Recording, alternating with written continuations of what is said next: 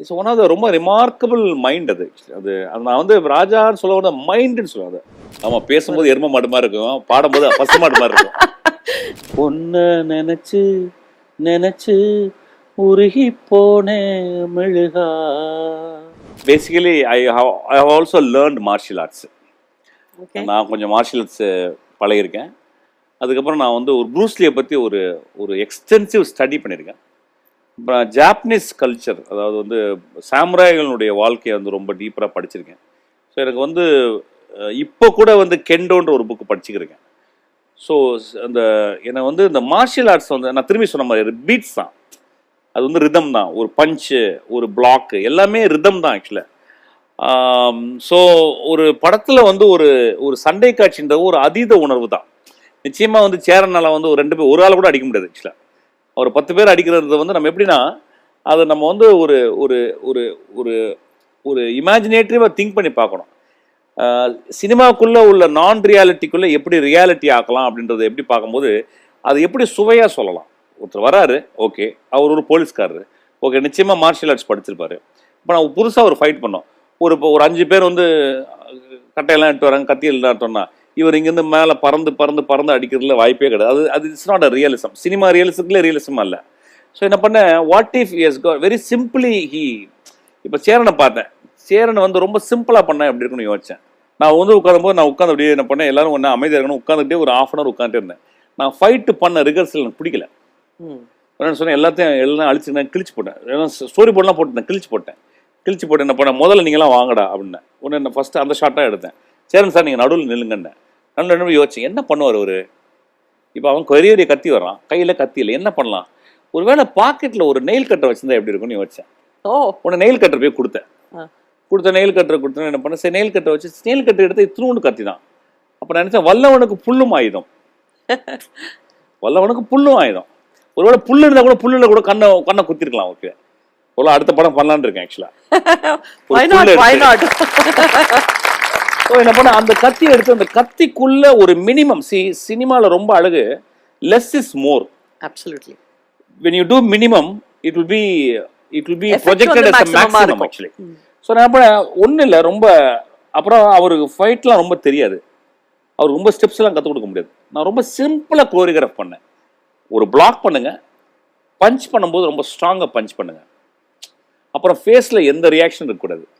ஏன்னா நீங்கள் கொலை பண்ணுறத, நீங்கள் வந்து கொலை பண்ணல, தாக்க வந்தவங்கள தாக்கிட்டு அவங்க சொல்லித்தரீங்க, லைஃபை சொல்லித்தரீங்க, டே உன்னை நான் கொலை பண்ணுறதுக்கு நீங்கள் என்னை கொல்ல வரீங்க, நான் உன்னை கொல்ல மாட்டேன்டா அப்படின் போது அந்த மாதிரி ஒரு ஜென்டில் மேன்லி ஃபைட் எப்படி இருக்கும்னு கோரியோகிராஃப் பண்ணதான்.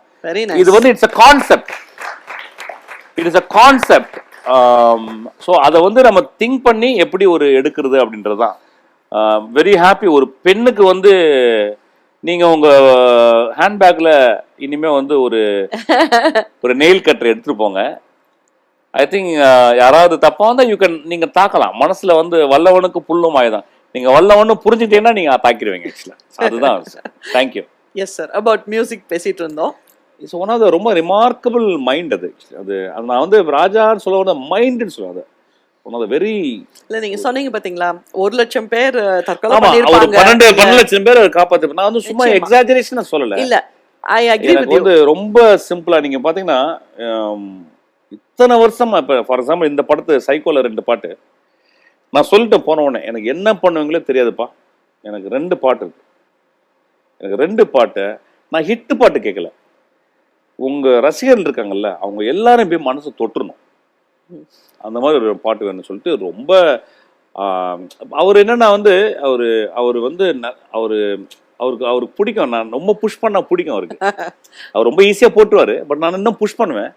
எனக்கு அது ஒரு ஒரு தகப்பன் மகன் மாதிரி எனக்கு ஒரு இடம், அந்த இடம் ஆக்சுவலாக நான் அப்படி தான் நினைக்கிறேன். ஸோ எனக்கு ரொம்ப எக்ஸ்ட்ரானரி 2 சாங் போட்டுவிட்டாரு. படத்தில் ரீரேக்கார்டிங் ரொம்ப ஒரு கருணைனா அந்த மாதிரி. இப்போ கடைசி பாட்டில் நான் எழுதிட்டேன், நான் வந்து குதிக்கிற ஒரு கடவுளாக மாட்டானே, அந்த பாட்டு தான் அந்த கடவுளை மாற்றுச்சு. நான் எழுதினேன், ஆனால் அந்த பாட்டு தான் அவங்கள மாற்றுது. So it's one of the ஒரு கிரேட்டஸ்ட் மைண்டு. நான் அந்த மைண்டு கூட நான் பக்கத்தில் இருந்திருக்கேனே, அந்த மைண்டுடைய நிழல் என் படத்தில் பந்திருக்கு அப்படிங்கும்போது எனக்கு ரொம்ப சந்தோஷம். அண்ட் நிறைய பாட்டு பாடி இருக்கீங்க இந்த படங்கள்லயே.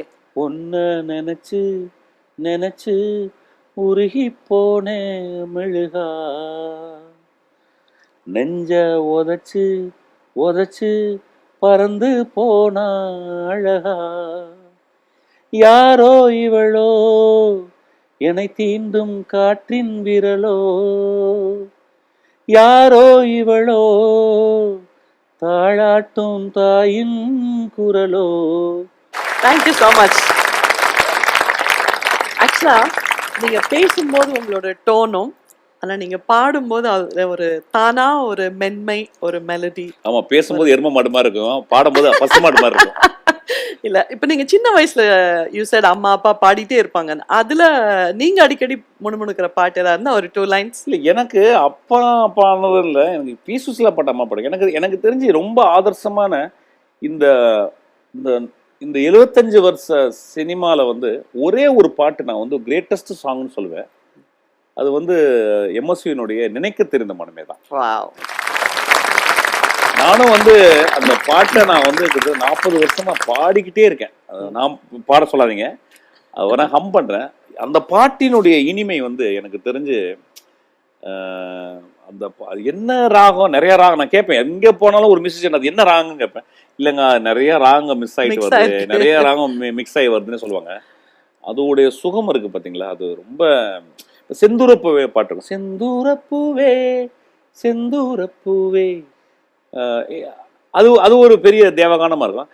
நினைக்க தெரிந்த மனமே, நினைக்க தெரிந்த மனமே உனக்கு மறக்க தெரியாதா, பழக தெரிந்த உயிரே உனக்கு விலக தெரியாதா, உயிரே விலக தெரியாதா. அதாவது அதாவது வாழ்க்கை ஃபுல்லாக இந்த பாட்டை வந்து நான் ஆச்சரியமா பார்த்துக்கிட்டே இருக்கேன். இந்த பாட்டை எத்தனை வாட்டி இந்த பாட்டு கேட்டாலும் எனக்கு வந்து எனக்கு இந்த பாட்டு ரொம்ப பிடிக்கும். என்னுடைய லைஃபினுடைய மிக முக்கியமான பாட்டுன்னே சொல்லுவேன். ஆக்சுவலி இவ்வளோ டைம் போனதே தெரியல எங்களுக்கு. ஸோ நீங்கள் அடுத்த வாட்டி எங்களோட இந்த ஸ்டேஜை ஷேர் பண்ணும்போதும் டைம் போகிறதே தெரியாத அளவுக்கு நீங்கள் பேசுவீங்க. And it is all wealth of என்ன சொல்கிறது, ஒரு இன்ஃபர்மேஷன் பேங்க் மாதிரி. So beautiful. It was lovely interacting with you. First time meet பண்ணுறன்ற ஃபீலிங்கே எனக்கு இல்லை actually. Thank you so much for sparing your precious time. ஏன்னா இப்போ இந்த நேரத்துல ஒரு புக் படிச்சிருக்கலாம்னு உங்களுக்கு தோணி இருக்கலாம். தொடர்ந்து போய் படிங்க. time to interact with people actually. Thank you very thankful to Jaya TV for this thing actually. Thank you so much. முதல் படத்துல இருந்து என்னை ரொம்ப patronize பண்றாங்க Jaya TV. Oh, so nice. It's my gratitude that I should do this program actually. Thank you so much. Jaya TV சார்பாகவும் நேயர்கள் சார்பாகவும் இந்த ஆடியன்ஸ் சார்பாகவும் இங்கே உள்ள அனைத்து டெக்னீஷியன்கள் சார்பாகவும் thank you so much for the lovely conversation that you had.